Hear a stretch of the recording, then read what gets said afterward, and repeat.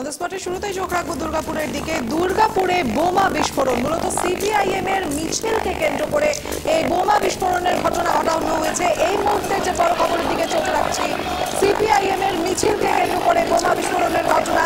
অভিযোগ তৃণমূল আশ্রিত দুষ্কৃতীদের বিরুদ্ধে। যেমনটা জানতে পারা যাচ্ছে, সিপিআইএম এর মিছিলকে ঘিরে রণমিছিল চেহারা নিল দুর্গাপুর।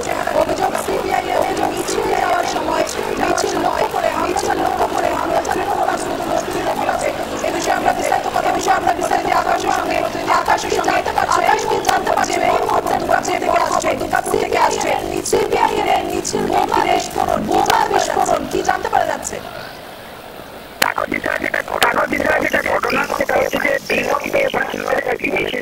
বিকালের দিকে 4টে সাড়ে 4টে নাগাদ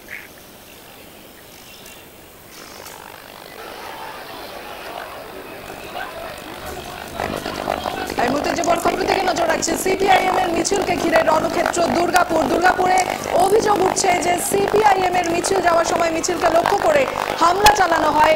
এই হামলা চালানোর অভিযোগ ওঠে তৃণমূল আশ্রিত দুষ্কৃতীদের বিরুদ্ধে। এই বিষয়ে আমরা আরো বিস্তারিত কথা বলবো আমাদের প্রতিনিধি আকাশ খানের সঙ্গে। আকাশ, সিপিআইএম এর মিছিলকে ঘিরে রণক্ষেত্র পরিস্থিতি দুর্গাপুরে কি জানতে পারা যাচ্ছে? এখন দিশা যেটা ঘটনা সেটা হচ্ছে যে সিপিএম যেটা অভিযোগ যে আজকে ডিওয়াইএফআই মিছিল এবং সেই মিছিল পরিস্থিতি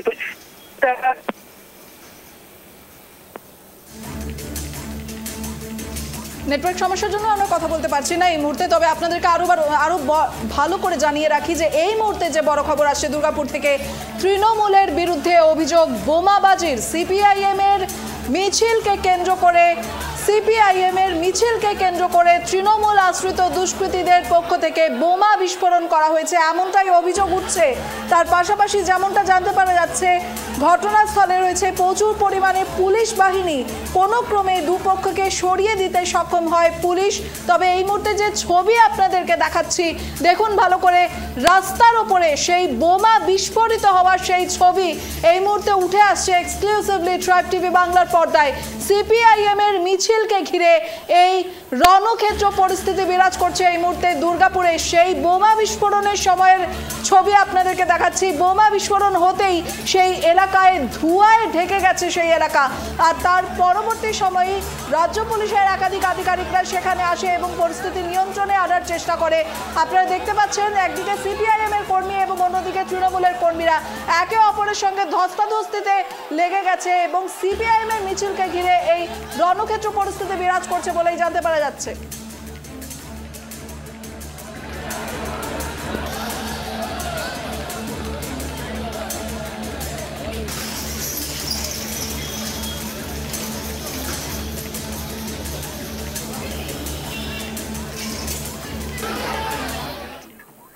অন দ্য স্পটে এই মুহূর্তে যে খবরের দিকে নজর রাখবো, তৃণমূল কর্মী খুনের ঘটনায় 5 জন অভিযুক্তকে গ্রেফতার করল পুলিশ। ধৃতদের এই দিন 10 দিনের পুলিশ হেফাজতের আবেদন জানিয়ে বুধবার তাদের লালবাগ আদালতে পেশ করা হয়েছে। প্রসঙ্গত উল্লেখ্য, গত 25 তারিখ বাড়ি ফেরার সময় সীতেশনগর ঘাটের কাছে ধারালো অস্ত্র দিয়ে কুপিয়ে খুন করা হয় তৃণমূল কর্মী হাজিকুল শেখকে। এ বিষয়ে আমরা আরো বিস্তারিত কথা বলবো আমাদের প্রতিনিধি আমাদের সঙ্গে এই মুহূর্তে রয়েছে সাগর মণ্ডল।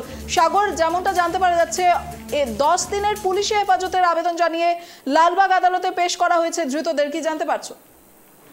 একদমই দেখো দিশা, গত 25 তারিখে তৃণমূল কর্মী হাজিকুল শেখ যিনি সীতেশনগর ঘাটের এলাকায় যখন তার নিজস্ব ব্যক্তিগত কাজ সেরে যখন বাড়ি ফিরছিল, তখনই তার কিছুজন তাকে ধারালো অস্ত্র দিয়ে নৃশংসভাবে খুন করে এবং পাশাপাশি খুন করে তারা যখন পালিয়ে যায় এবং বিগত কালকে এই বিষয়ে পুলিশ কিন্তু তল্লাশি করার পর পুলিশ গোপন সূত্রের মাধ্যমে জানতে পারে সাগরদিঘি একটি জায়গায় লুকিয়ে তারা ছিল এবং তাদের ওখান থেকে সাগরদিঘি থানা পুলিশের প্রচেষ্টায় এবং লালগোলা থানা প্রচেষ্টায় দুই থানার মিলিতভাবে যৌথ উদ্যোগে তাদেরকে গ্রেপ্তার করে লালগোলা থানায় নিয়ে আসা হয় এবং লালগোলা থানার থেকে তখন তাদেরকে লালগোলা মহকুমা যে আদালত আছে সেখানে পাঠানো হয় 10 দিনের পুলিশ হেফাজতের আবেদন জানিয়ে। তবে যে বিচারক ছিলেন তিনি তাকে সেই 10 দিনের জায়গায় 7 দিনে মঞ্জুর করেছে এবং দেখা যাচ্ছে যে এই যে ঝামেলা, এই যে কারণের জন্য তাকে খুন করা হয়েছিল, ওখানে যে এসডিপিও আছেন তিনি একটি সংবাদ বৈঠকের মধ্যে মধ্যে দিয়ে জানিয়েছেন যে এই খুনের ঘটনায় কিন্তু কোনো রাজনৈতিক কোনো কারণ নেই, এটা পারিবারিক একটি বিবাদের জন্য একে খুন করা যায়। যেহেতু বিভিন্ন এর আগেও অনেক কয়েকবার যে এই জমি সংক্রান্ত বিবাদের কারণের জন্য ঝামেলা সৃষ্টি হয়েছিল এবং মারামারি হয়েছিল, তবে সেই ঝামেলা আজ মৃত্যুতে পরিণত হয়েছে এবং তারই সেই সঙ্গে সঙ্গে নাম উঠে আসছে তারই ভাই এবং বোনের হাজবেন্ড, এদেরও নাম জড়িয়ে রয়েছে এবং তাদের সকলকে কিন্তু গ্রেপ্তার করা হয়েছে। দিশা, একদমই। তবে আরেকটা বিষয় দেখো আকাশ, মূলত বিবাদ যেটা পারিবারিক বিবাদ, সেই হিসেবে কি জানতে পারা যাচ্ছে যে রীতিমতো ধারালো অস্ত্র দিয়ে তাকে খুন করা হয়েছে? একদমই দেখো এই দিশা, যেটা তোমাকে জানিয়ে রাখি যে এই যে ঝামেলা, এটা কিন্তু জমি বিবাদের কারণের জন্য তাদের যে জমি আছে সেই জমি ভাগ, সেই জমির বন্টনের ক্ষেত্রে যে ভাই এবং বোন দুই তিন জনেরই কিন্তু সমানভাবে অধিকার আছে এইরকম প্রশ্ন তুলে যে বোনের কোনো অধিকার নেই এরকম একটা কথাবার্তা ওখানে উঠে এসেছিল এবং সেই জমি বিবাদের কারণে জন্যই কিন্তু এর আগে বেশ কয়েকবার ঝামেলা সৃষ্টি হয়েছিল এবং পাশাপাশি সেই ঝামেলা কিন্তু থানায় অভিযোগও করা হয়েছিল এবং সেই ঝামেলার ক্ষেত্রে কিন্তু পুলিশ এসে তাদেরকে কিন্তু ওয়ার্নিংও দিয়ে গেছিল এবং তাতেও যখন সরা হয়নি তারা কোর্টে থেকেও কিন্তু কেস করেছিল যে জমি বিবাদের এই জমির ভাগ বন্টনের কারণের জন্য। তবে এখন সেই জমি ভাগ বন্টনের থেকে কেন্দ্র করে যখন মানতে নারাজ তৃণমূল কর্মী, যেহেতু তিনি তৃণমূলের একজন কর্মী, তিনি তার দাপট দেখাচ্ছিলেন এবং সেই সূত্রে কিন্তু সেই রাগে কিন্তু তাদেরকে খুন করা হয়েছে, এমনটি তাই পরিবারের সূত্র থেকে জানা যাচ্ছে। এবং যে মৃত যে স্ত্রী যে মারা গেছে তৃণমূল কর্মী, তার স্ত্রীও জানিয়েছেন যে এটি একটি জমি সংক্রান্ত বিবাদের কারণের জন্য, তাদের ভাইয়ের মধ্যে দীর্ঘদিন ধরে একটি ঝামেলা সৃষ্টি হচ্ছিল জমি বন্টনের কারণের জন্য। তবে সেই ঝামেলার কারণেই কিন্তু এই খুন করা হয়েছে বলে অনুমান করছে দিশা। একদমই সাগর। তবে আরেকটা দেখো, তৃণমূল কর্মীকে খুন করা হয়েছে, দলের পক্ষ থেকে কোনো প্রতিক্রিয়া সামনে আসেনি? দলের পক্ষ থেকে যেটা জানা যাচ্ছে এটি কোনো যদি রাজনৈতিক যদি কোনো রকম কারণ হতো তাহলে পরে অবশ্যই তারা দলের পক্ষ থেকে তাদেরকে সাহায্য করতো এবং সেই বিষয়ে কিন্তু যেটি এটা পারিবারিক বিবাদ সেই কারণের জন্য বাড়ির লোকেদের উপরেই ছেড়ে দিয়েছে এবং পাশাপাশি তৃণমূলের পক্ষ থেকে যেটা জানাতে যাচ্ছে যে তৃণমূলের যেহেতু কর্মী ছিলেন তাই যতটা পারা যায় তার পাশে থাকার আশ্বাস দিয়েছেন দিশা। একদমই, ধন্যবাদ সাগর। এদিকে তৃণমূল কর্মী খুনের ঘটনায় 5 অভিযুক্তকে গ্রেফতার করলো পুলিশ। ধৃতদের এদিন 10 দিনের পুলিশ হেফাজতের আবেদন জানিয়ে বুধবার তাদের লালবাগ আদালতে পেশ করা হয়। প্রসঙ্গত, গত 25 তারিখে বাড়ি ফেরার সময় সীতেশনগর ঘাটের কাছে ধারালো অস্ত্র দিয়ে কুপিয়ে খুন করা হয় তৃণমূল কর্মী হাজিকুল শেখকে। পুলিশ সূত্রের খবর, ঘটনার পর অভিযুক্তরা সাগরদিঘি থানার একটি গোপন ডেরায় লুকিয়েছিল। অবশেষে পুলিশ খবর পেয়ে অভিযুক্ত ব্যক্তিদের গ্রেফতার করে।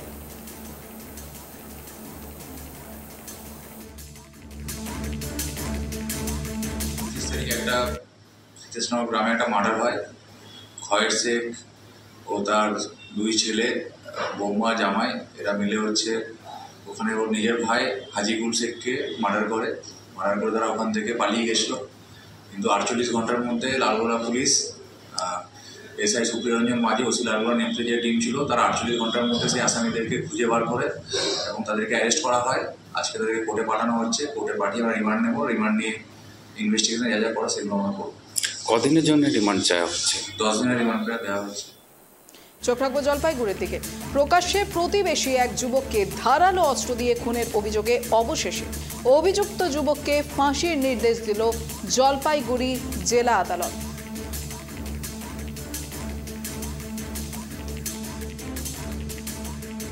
এক বছর বিচার প্রক্রিয়া চলার পর এই সিদ্ধান্ত নেয় আদালত। অভিযুক্তের নাম নিরঞ্জন মণ্ডল। যেমনটা জানতে পারা যাচ্ছে এই মুহূর্তে জেলা খবর অন্তঃস্পট চোখ রাখছি জলপাইগুড়ির দিকে। প্রকাশ্যে প্রতিবেশী এক যুবককে ধারালো অস্ত্র দিয়ে খুনের অভিযোগে অবশেষে অভিযুক্ত যুবককে ফাঁসির নির্দেশ দিল জলপাইগুড়ি জেলা আদালত। এ বিষয়ে আমরা আরো বিস্তারিত কথা বলবো আমাদের প্রতিনিধি শুভশ্রীর সঙ্গে। শুভশ্রী, প্রায় 1 বছর ধরে যে বিচার চলছিল সেই বিচারের অবশেষে ইতি ঘটলো, কি জানতে পারা যাচ্ছে? ঘটনাটা কিন্তু আজ থেকে 1 বছর আগের 2023 সাল জুন মাসের 6 তারিখ। সেই দিন কিন্তু সকাল 9:30 নাগাদ যিনি ফাঁসির সাজাপ্রাপ্ত অভিযুক্ত রয়েছে নিরঞ্জন মণ্ডল, তিনি কিন্তু স্বপন বর্মন নামে এক ব্যক্তিকে, যিনি তার প্রতিবেশী যুবক হন, তাকে প্রকাশ্যে ধারালো অস্ত্রের কোপ দিয়ে বলা যায় খুন করেন। তার কারণ তখন কিন্তু তাকে উদ্ধার করে নিয়ে যাওয়া হয় তৎক্ষণাৎ উত্তরবঙ্গ মেডিকেল কলেজে। কিন্তু সেখানে গিয়ে চিকিৎসকেরা, কর্তব্যরত চিকিৎসক যারা ছিলেন তারা কিন্তু জানান যে তার মৃত্যু ঘটেছে। এরপরেই চলতে থাকে সেই মামলা, যার কিন্তু নিষ্পত্তি হয় আজকে ঠিক 1 বছর 2 মাসের মাথায় আজকে কিন্তু তাকে ফাঁসির সাজা দেওয়া হয়। যে কারণে তিনি খুন করেছিলেন সেই হিসেবে কিন্তু যেটা জানা যাচ্ছে যে এই নিরঞ্জন মণ্ডল তিনি অসামাজিক কাজের সঙ্গে যুক্ত, পাশাপাশি তিনি কিন্তু নেশার আসক্ত ছিলেন বলা চলে। আর এই স্বপন বাবুর সঙ্গে কিন্তু নিরঞ্জন কাজ করত একসঙ্গে, তারা অ্যালুমিনিয়াম মিস্ত্রি ছিল। কি সেখানে যেহেতু এই নিরঞ্জন অসামাজিক কাজের সঙ্গে যুক্ত, সে কারণে স্বপন বাবু বারংবার এই কাজের বিরুদ্ধে কিন্তু প্রতিবাদ করতেন, যে কারণে নিরঞ্জনের মনে একটা ক্ষোভ আগেই ছিলই। কিন্তু তারপরেও যেখানে বিপত্তি বাধে যে এই স্বপন বাবু নিরঞ্জনকে কিন্তু তার কাজ থেকে বাদ দিয়ে দেয়, তারপরেই নিরঞ্জনের মধ্যে ক্ষোভ বৃদ্ধি পায়। তার ফলত যেটা দেখা যায় যে এই 6 তারিখ আগের বছর ঠিক 6 জুনে কিন্তু প্রকাশ্যে হত্যা করে, যেখানে আরজিকর কাণ্ড নিয়ে বিচার চেয়ে পুরো রাজ্য তোলপাড়, সেখানে একটা পরিবার কিন্তু সঠিক বিচার পেল, যাই কারণে এই স্বপন বাবুর পরিবারের মুখে কিন্তু খানিকটা হলেও হাসি ফুটেছে, তারা স্বস্তির নিঃশ্বাস ফেলেছে। দিশা, একবারে শুভশ্রী, তবে আরেকটা বিষয় দেখো, মূলত পরিবার পরিজনের পক্ষ থেকে কি বলা হচ্ছে?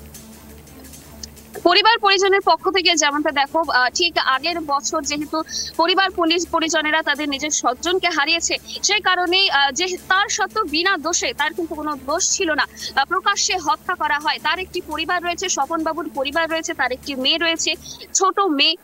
সে কারণেই তাদের এই বিচার প্রক্রিয়া তারা চালায়, এই মামলা চালায়। বিগত ছিল যে সঠিক বিচার তারা একদিন হয়তো পাবে, ঠিক সেটাই কিন্তু হলো আজকে নিষ্পত্তি হয়েছে সেই ঘটনার, যেখানে এই নিরঞ্জনকে, অভিযুক্ত নিরঞ্জনকে কিন্তু ফাঁসির সাজা দেওয়া হয়েছে, যে কারণে স্বাভাবিকভাবেই কিন্তু খুশি এই পরিবার পরিজন প্রত্যেকে। তারা এই বিচার প্রক্রিয়ার উপরে বিশ্বাস রেখে বিগত 1 বছর ধরে যে মামলা চালিয়ে এসেছিল, তারা কিন্তু সঠিক তারা বিচার পেয়েছে, এমনটাই বারংবার জানাচ্ছে।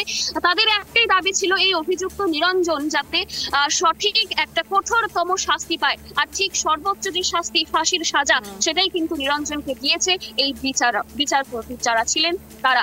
দিশা, একেবারে ধন্যবাদ শুভশ্রী।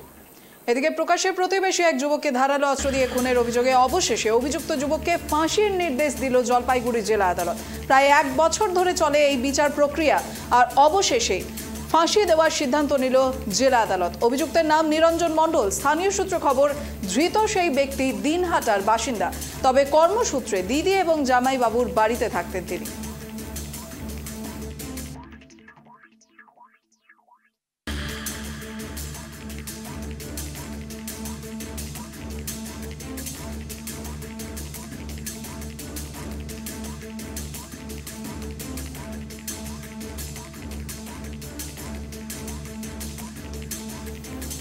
এই মুহূর্তে যে বড় খবরের দিকে নজর রাখবো, আরজিকর কাণ্ডের পর এই প্রথম মন্ত্রিসভা অনুষ্ঠিত হলো, আর এই মন্ত্রিসভার প্রথম সভাতেই এক বড় সিদ্ধান্ত।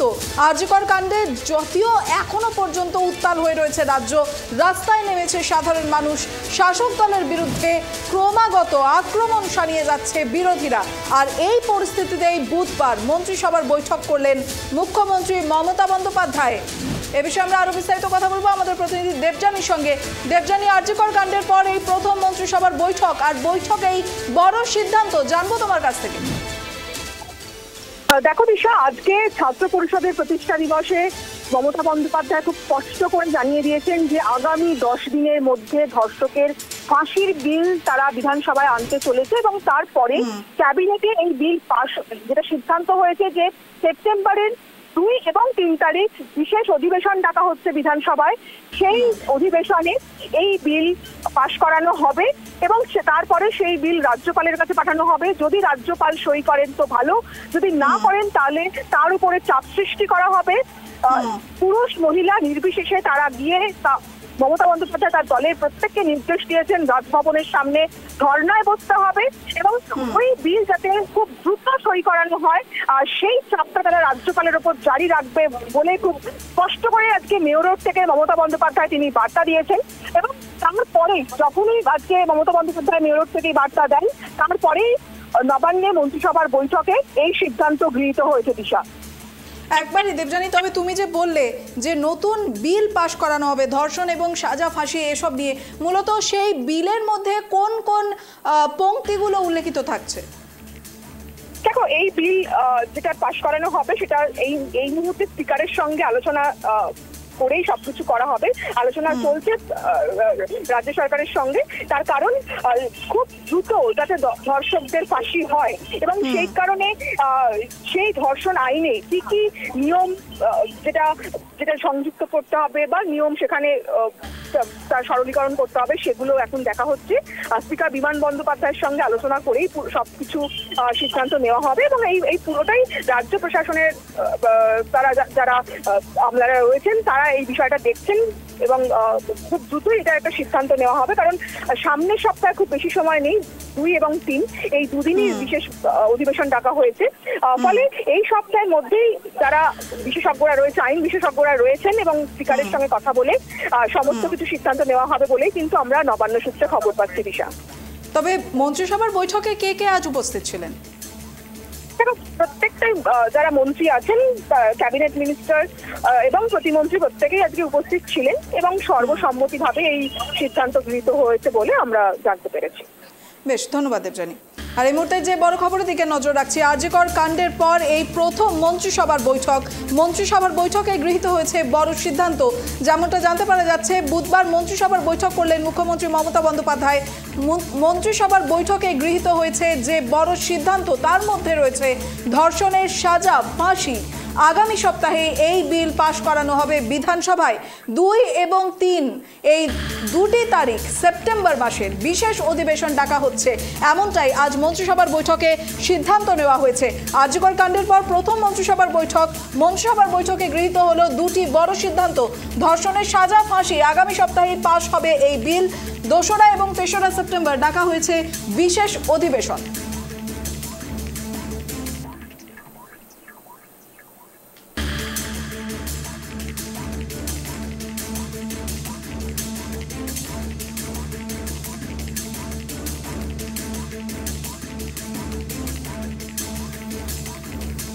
চোখ রাখবো রায়গঞ্জের দিকে। বিজেপির ডাকা 12 ঘন্টার বন্ধের সেভাবে প্রভাব পড়ল না রায়গঞ্জে। সকাল থেকেই শহরের বিভিন্ন জায়গায় বন্ধ সমর্থকরা পিকেটিং করলেও পুলিশ মোতায়েন থাকায় এড়ানো গিয়েছে অপ্রীতিকর পরিস্থিতি। সকাল থেকেই বেসরকারি বাস না চললেও সরকারি বাস পরিষেবা স্বাভাবিক হয়েছে। রায়গঞ্জ এনবিএসটিসি বাসস্ট্যান্ড চত্বর থেকে উঠে এলো সেই ছবি। এ বিষয়ে আমরা বিস্তারিত কথা বলবো আমাদের প্রতিনিধি বিক্রম পালের সঙ্গে। বিক্রম, আজ এই 12 ঘন্টার বিজেপির ডাকা বাংলা বন্ধ, আর সেখানে গোটা বাংলার বিভিন্ন জেলায় কিন্তু অত্যন্ত চাঞ্চল্য থেকেও চাঞ্চল্যকর ছবি আমরা দেখতে পেয়েছি। সেখানে রায়গঞ্জে খানিকটা হলেও ব্যতিক্রম ছবি উঠে এসেছে, কি জানতে পারা যাচ্ছে?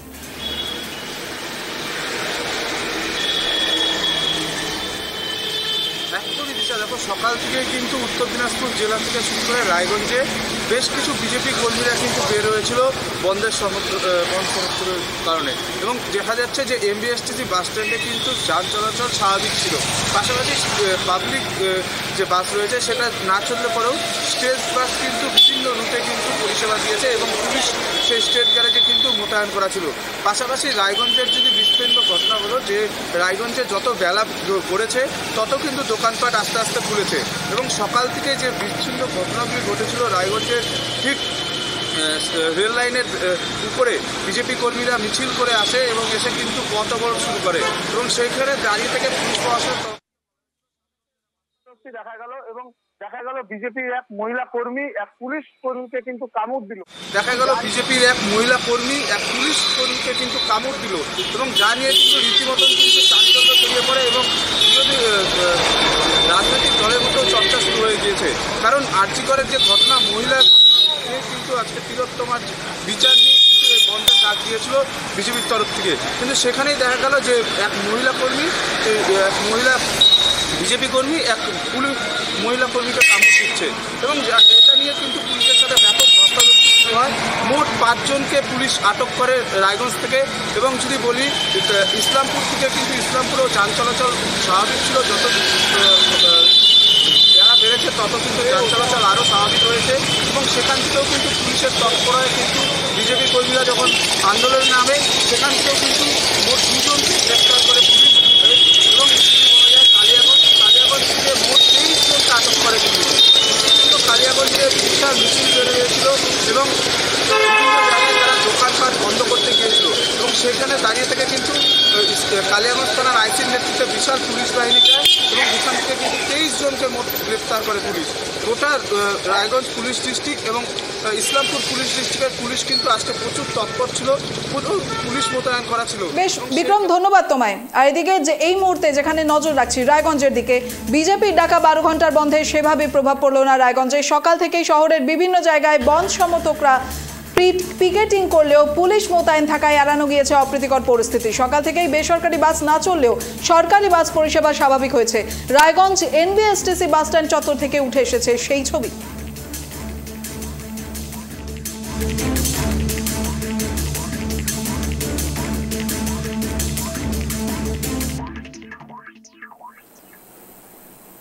শুধু আরজিকর নয়, তরুণী চিকিৎসকের নৃশংস খুনে জাস্টিস পেতে স্থায়ী মঞ্চ চাই। জুনিয়র চিকিৎসকদের এটাই এখন পাখির চোখ। আরজিকরের আন্দোলনের কর্মসূচি ক্যাম্পাস ছাড়িয়ে চলে গিয়েছে গোটা রাজ্যে। আর এই কর্মবিরতিকেই আরও জোরদার করতে রোজই গুচ্ছ গুচ্ছ কর্মসূচি গ্রহণ করা হচ্ছে। বুধবার বিজেপির ডাকা বাংলা বন্ধের মধ্যেই বিচারের দাবিতে মিছিলে নামবেন ওয়েস্ট বেঙ্গল জুনিয়র ডক্টর ফ্রন্টের চিকিৎসকরা। শ্যামবাজার থেকে ধর্মতলা পর্যন্ত সেই মিছিলে যোগ দিলেন সমাজের সর্বস্তরের মানুষ। দেখুন।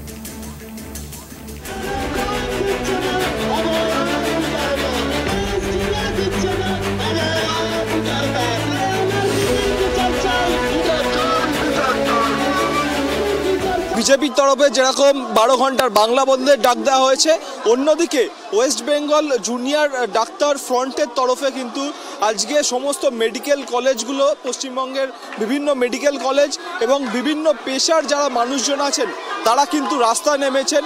শ্যামবাজার 5 মাথার মোড় থেকে ধর্মতলা পর্যন্ত জুনিয়র ডাক্তার এবং বিভিন্ন বিশিষ্টজনের এই মিছিল।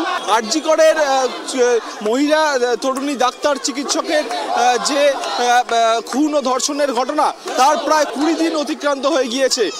West Bengal junior doctor front তারা কিন্তু মনে করছেন সরাসরি তারা এখনো বিচার পাননি এবং তার পাশাপাশি একাধিক যে তাদের দাবি রয়েছে, যেরকম প্রাক্তন আরজিকর মেডিকেল কলেজ হাসপাতালের প্রাক্তন অধ্যক্ষ তিনি তাকে অপসারিত করতে হবে, তার বিভিন্ন পদ যে রয়েছে, এবং আরজিকর মেডিকেল হাসপাতালের যে বিভিন্ন দুর্নীতির যে ঘটনা সামনে এসেছে তার বিচার চাই এবং জুনিয়র ডাক্তারদের সেফটি সিকিউরিটি চাই। তার পাশাপাশি একাধিক যে দাবি রয়েছে সেই দাবিতেই কিন্তু এই মিছিল কিন্তু এগিয়ে চলেছে। একদিকে যেরকম বিজেপির বাংলা বন্ধ, অন্যদিকে কিন্তু জুনিয়র ডাক্তারদের মিছিল চলছে। মুখ্যমন্ত্রী মমতা বন্দ্যোপাধ্যায় আজকে একটা সভা থেকে বলেছেন যে আপনাদের প্রতি তারা সহানুভূতিশীল, আপনাদের দাবিগুলো তারা খতিয়ে দেখবেন, আস্তে আস্তে আপনাদের কাজে ফিরতে হবে, তেমনটাই কিন্তু বলেছেন মুখ্যমন্ত্রী মমতা বন্দ্যোপাধ্যায়। আপনাদের তরফে কি বক্তব্য থাকছে? আমাদের ওয়েস্ট বেঙ্গল জুনিয়র ডাক্তার্স ফ্রন্টের মিটিং আমাদের হবে। মিটিংয়ের পরে এই বিষয়ে আমরা সুনির্দিষ্ট বক্তব্য দিতে পারবো, কিন্তু যে বিষয়ে বলার যে আমাদের যে ন্যায় বিচারের দাবিতে আন্দোলন চলছে, সেই ন্যায় বিচারের দাবিতে আন্দোলন 20 দিন হয়ে গেল। মোটিভ কি, ঘটনার পেছনে কতজন এই বিষয়ে যুক্ত ছিল, সেগুলো কোনোটাই সামনে আসেনি। রাজ্য পুলিশের ভূমিকা আমরা সন্তুষ্ট ছিলাম না। তারপরে সিবিআই আসার 2 সপ্তাহ পরেও আজকে কিন্তু সামনে আসেনি ঘটনা। সেই সঙ্গে সন্দীপ ঘোষ তার সাসপেনশনের দাবি করেছি আমরা। 14 আগস্ট রাতে ভাঙচুরের ঘটনা, তথ্য প্রমাণ লোপাটের চেষ্টা, সবকিছুর জন্য বিনীত গোয়েলের পদত্যাগ আমরা দাবি করেছি। কলেজে কলেজে ভয়ের পরিবেশ যাতে না থাকে সেটা আমরা দাবি করেছি। তাহলে এই দাবিগুলো তো একমাত্র সিবিআই এবং রাজ্য সরকারই পূরণ করতে পারে। ফলে আমরা কবে কাজে ফিরবো তাদের উপর নির্ভর করছে, এটা তো আমাদের উপর শুধু নির্ভর করছে না। আমরা তো কাজে এখনই ফিরতে চাই, তাহলে এটা আমাদের দাবি পূরণ হলে আমরা কাজে ফিরতে পারবো। যে জায়গাটা হচ্ছে যে আমাদের মেন যেটা আন্দোলনের দাবি শুরুর দিন থেকে, ডে 1 থেকে, সেটা হচ্ছে আরজিকরের বুকে যে নৃশংস ঘটনা ঘটেছে, এই ঘটনার তদন্ত হোক, তদন্তের গতি প্রকৃতি সামনে আসুক, এবং হচ্ছে যে তদন্তের গতি প্রকৃতির মাধ্যমে যা সামনে এসছে সেই তদন্তের গতি প্রকৃতি অতি দ্রুততার সাথে সমস্ত করা। কারণ আমরা একটা এমার্জেন্সি পরিষেবার সাথে জড়িত, তাহলে এই পরিষেবার সাথে যেহেতু আমরা জড়িত, যদি সামনে থাকি তাহলে অতি দ্রুততার সাথে এই তদন্ত প্রক্রিয়া জড়ো করতে হবে, এটা আমাদের প্রথম দাবি। এবং এই ঘটনার সাথে যে বা যারা বাধা সৃষ্টি করেছে, আটকানোর চেষ্টা করেছে, তাদেরকে সামনে আনা হোক। সেই জায়গা থেকে আমাদের দ্বিতীয় দাবি যেটা ছিল যে সন্দীপ ঘোষের অপসারণ এবং সাসপেনশন করতে হবে। দ্বিতীয় হচ্ছে 14 তারিখ এবং 15 তারিখ যে ভ্যান্ডালিজম ঘটেছে, সেই ভ্যান্ডালিজমের ঘটনার জন্য পুলিশ কমিশনারের যে পদত্যাগ আমরা চেয়েছিলাম, সেই পদত্যাগ চাইছি এবং কলেজের মধ্যে সুষ্ঠু স্বাভাবিক পরিবেশ রক্ষিত। দাবিগুলো পুরনো যা ছিল তাই, 20 দিন হয়ে গেছে, দাবির কোনো পরিবর্তন হয়নি। আমাদের প্রাইমারি দাবিটা এখনো জাস্টিসই, এবং সেটা হচ্ছে সঠিকভাবে শনাক্তকরণ, যারা মানে যেহেতু নয় যারা দোষী, এবং তাদের পানিশমেন্টের জায়গাটা। দ্বিতীয়ত যে জায়গাটা হয়তো করার মতো কিন্তু কিছুদিন করে ওঠা হচ্ছে না, যে প্রিন্সিপাল ছিলেন সন্দীপ ঘোষ, তাকে এখনো অফিসিয়ালি পদ থেকে বের করা হয়নি, তাকে বিভিন্নভাবে সেভ করা হচ্ছে। তাকে যেন সেই পদত্যাগের জায়গাটা তৈরি করে দেওয়া হয়, তাকে বের করা হয়, সেই দাবিটাও আছে। তৃতীয়ত 14 তারিখ 15 তারিখের সকাল বা 14 তারিখের রাতের যে ঘটনাটা আরজি করে হয়েছে, সেটা একটা নক্কারজনক ঘটনা, সেটা অ্যাভয়েডেবল ছিল কিন্তু করা হয়নি। তো সেই জায়গাটা যারা করতে পারেনি তাদের তো পদত্যাগের জায়গা অবশ্যই আছে, সেই জায়গাটাও এখনো পর্যন্ত পূরণ হয়নি। আমার মনে হয় লজ্জাজনক জায়গা, সেগুলো তাদেরই নিজস্বভাবে পদত্যাগ করা উচিত, কিন্তু সেইগুলো তৈরি হয়নি। তো সেইভাবে আমাদের যে 3-4টে যে বেসিক পয়েন্ট ছিল সেগুলো কোনোটাই পূরণ হয়নি। প্লাস আমাদের যে সেফটি সিকিউরিটি নিয়ে বলা হয়েছিল, যে আমরা যে কাজে ফিরবো তার জন্য যে বেসিক সেফটি সিকিউরিটি, এখনো পর্যন্ত আমরা আমাদের কলেজে বা আমাদের হাসপাতালে কোথাও দেখিনি কোনো কিছু ইমপ্লিমেন্ট হয়েছে। সামগ্রিকভাবে কিছুই পূরণ হয়নি। ওয়েস্ট বেঙ্গল জুনিয়র ডক্টরস ফ্রন্টের তরফে আজকে শ্যামবাজার 5 মাথার মোড় থেকে ধর্মতলা পর্যন্ত মিছিলের ডাক দেওয়া হয়েছে।